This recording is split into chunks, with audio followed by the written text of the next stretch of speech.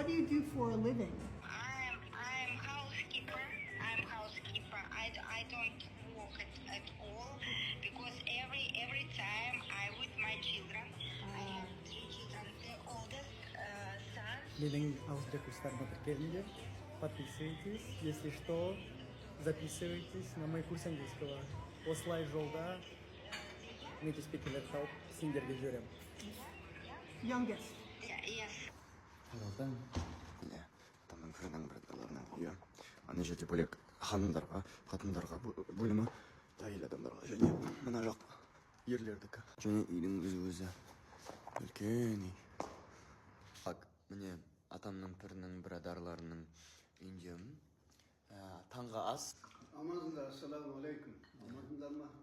Жүзім. Кілең тағамдар. Окей, мен ағылам тамағым. 2 жұмыртқа, жақ шелпек, және осындай соус береді.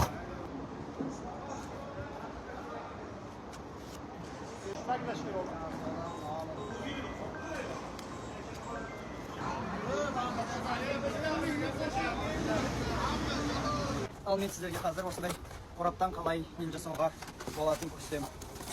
Есіңдер, бірінші нәрден кесесің. Былай кесесің. Картон керек, қобыз деген картон. Шыналасында бірінші шықпайсың, бірінші қаланың несін жазып аласың, атын. Тамар, міне. Самарқанд жатқан кезде жаңағы мырза кетіп қалды. Шай берді маған.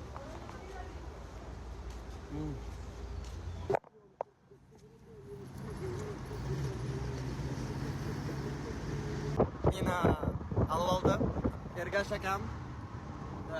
Қазір біз осы Самарқандқа бара жатырмыз. Мен қызық факт, Өзбекстанда завод және Шевроле заводтары бар екен. Мен байқағанымда көп өзбектер Шевролелермен жүреді екен.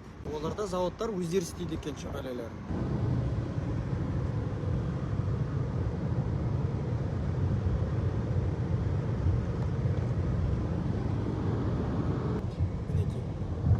Тур Америкадан да. Ал біз келдік Самарқандқа, қас көрістен.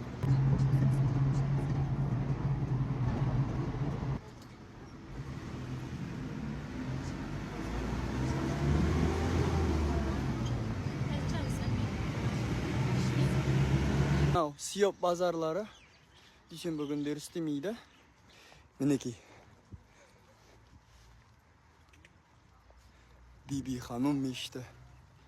Мен осы жерде бірінші рет Демирді көрдім. Демир деген түрік бала бір. Самарқандта бір ай бұрын болған кезде. Қалай айтсам болады. Ол менің жанымда үлкен әсер қалдырған. Осындай сапарға шығуға дымсыз, ешқандай гарантиясыз, тәтірексіз, кепілсіз. Барғың келсе, бар деп. Мінекей. Биби ханым деген Әмір Темірдің кезінде, бұл Самарқанд деген Әмір Темірдің астанасы болған ғой. Және осы Биби ханым деген Әмір Темірдің ең сүйікті қатыны болған. Биби ханымды ол Индияға шапқыншылықтарының бірінде Биби ханымды алып келген өз астанасына. И сол кезде ол сүйікті қатыны болып кетіп, оған осындай мешіт салған оның атында. О, архитектураның өзін айтыңдар. Қандай гений керек та осының бәрін салуға. Бірақ осы ою-өрнек, қаншамалықты ғасырдан өтіп, ол дейтін Әмір Темір деген қашан бір 300-400 жылдан бұрын, өмір сүрген бір жыл бұрын. И осы архитекторлар, инженерлер, осының бәрін салып, қалдырып, әлбетте енді кішкене реставрацияланған ғой, бірақ бұл дейтін мысалы пеште пісірілген тастар, пеште пісіреді осындай глазурь пайда болу үшін. Мінекей, кейбір жерлері қалай болған, солай қалған, сонда да тұр, сонда да құламапты. Да.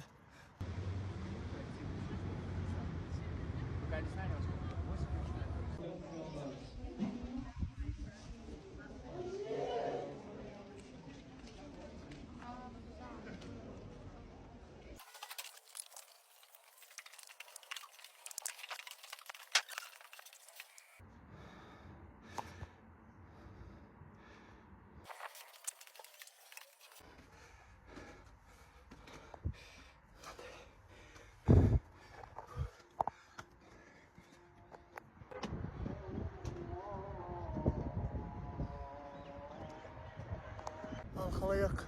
Мен Самарқандтамын. Қазір біз Ұлықбек медресесінің ішіне кіреміз.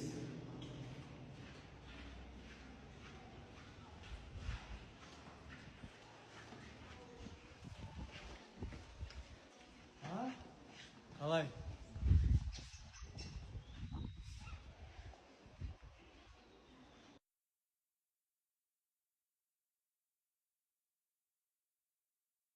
Ал халайық, бұл Әмір Темірдің зираты, Әмір Темірдің жерленген жері және оның тұқымдарының да бәрі осы жерде екен. Yes sir. Sorry, I'm filming right now. Так, міне мынандай әдемі жері бар. Былай кірсең.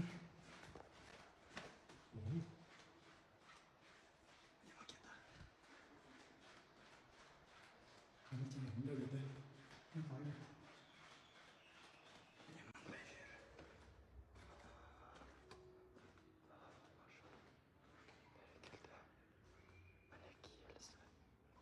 Әмір Темірдің жерленген жері. Кезіндегі аңыз бойынша Әмір Темірдің кесенесінде бір сиқыр тұрған екен. Кім оны ашады, адамзатқа үлкен қарғыс шығады дейді. Демек, содан кейін совет ғалымдары осы 20 ғасырдың басында осы кесенесін ашып, табытын ашып, тәнін көріп, соны істегеннен кейін келесі күні 2-ші дүниежүзілік соғысы бастап кеткен дейді. Осындай аңыз бар. Тағы бір нәрсе, келесі видео фрагмент қарап отқан кезде кері мынаны естідім.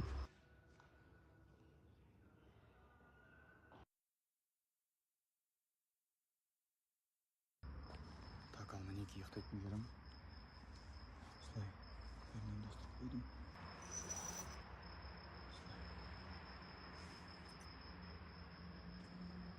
Ешкім көрмейді. Және міне көрінбей ма, бірақ аспанға, жұлдыздарға қарап жатуға болады. Мынандай